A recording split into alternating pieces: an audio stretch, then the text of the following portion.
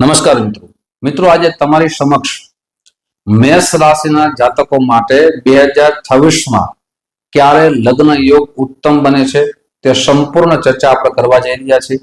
સાથે દરેક રાશિઓના જે વિસ્તારપૂર્વક ચર્ચા કરશું ક્યારે લગ્ન યોગ બને છે, પણ આજે આપણે ચર્ચા કરશું તમારી જન્મકુંડળીના આધાર ઉપર અને ગુરુના ગોચર આધાર ઉપર। આપની મેષ રાશિ હોય સંપૂર્ણ રીતે જરૂર વિડીયો સાંભળજો, સાથે આપની જન્મકુંડળીમાં આપ આ વિડીયો જરૂર સાંભળજો, એટલા માટે કે ગુરુ ગોચર છે એની સવિસ્તાર ચર્ચા કરશું। સૌથી પહેલા આપની જન્મકુંડળી આપને જોવાની છે અને જન્મકુંડળીમાં હું જે સ્થિતિ કહેવા જઈ રહ્યો છું એ જરૂર જોજો। તમારા યોગ ક્યારે બને છે સંપૂર્ણ વિસ્તાર। જન્મકુંડળીમાં મિત્રો ગુરુને ખાસ જોવાનો છે।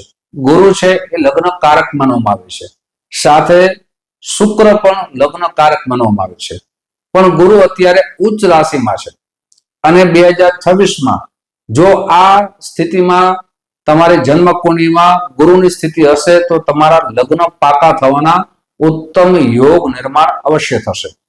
એટલે જન્મકુંડળીમાં સ્થિતિ ગુરુની જો જન્મકુંડળીમાં સૌથી પહેલા તમારી જન્મકુંડળીમાં ગુરુ જો ત્રીજા નંબરમાં હોય, અંકની વાત કરું છું, ભાવની વાત નથી કરતો, ત્રીજા અંકમાં હોય ગુરુ, અથવા 7 નંબરમાં ગુરુ હોય, અથવા 9 નંબરમાં ગુરુ હોય, અથવા 11 નંબરમાં ગુરુ હોય તો તમારે 1 જાન્યુઆરી થી લઈ અને ખાસ કરીને 31 મે સુધી સુંદર મજાના લગ્નના યોગ નિર્માણ થયા છે। આપને પ્રયાસ કરવાનો છે અને પ્રયાસ કરશો એટલે આપના લગ્ન ખાસ કરીને જે યોગ નિર્માણ થયા છે એનો લાભ મળશે।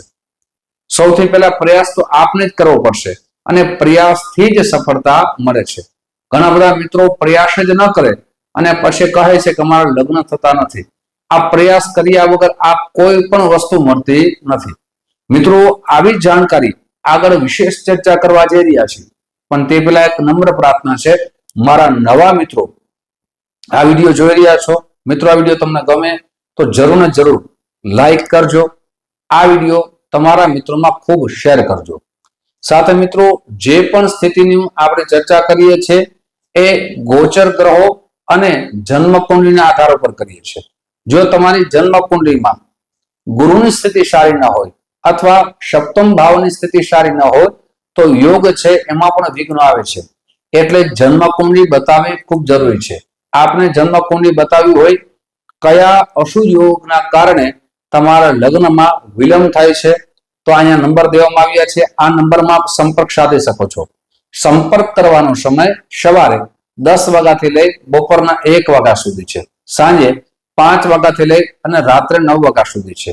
આપની જન્મકુંડળી બતાવવા માટે સૌથી પહેલા આપનું નામ, જન્મ તારીખ, જન્મ સમય, જન્મ સ્થળ અહીંયા WhatsApp નંબર છે એમાં મોકલી આપશો, સુનિશ્ચિત દક્ષિણા મોકલી આપશો એટલે આપણી એપોઇન્ટમેન્ટ દેવામાં આવશે અને આપણી કુંડળી વિશે ચર્ચા કરવામાં આવશે। મિત્રો હવે બીજી સ્થિતિની વાત કરીએ। જો તમારી જન્મ કુંડળીમાં ગુરુ ભગવાન ચોથા નંબરમાં હોય અથવા 8 નંબરમાં હોય અથવા 12 નંબરમાં હોય અથવા 10 નંબરમાં હોય તો તમારે 1 જૂનથી લઈ અને ખાસ કરીને ઓક્ટોબર સુધી લગ્નના ઉત્તમ યોગ નિર્માણ થઈ રહ્યા છે। આ યોગને ખાસ કરીને પ્રયાસમાં સફળતામાં અવશ્ય આપ એવો પ્રયાસ કરજો કે આપને સફળતા મળી શકે।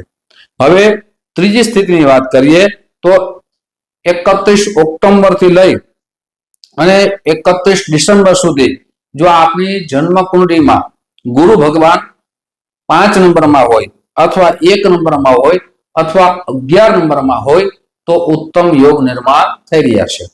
મિત્રો જન્મ કુંડળી આપ ખાસ કરીને અંક જોઈ લેજો।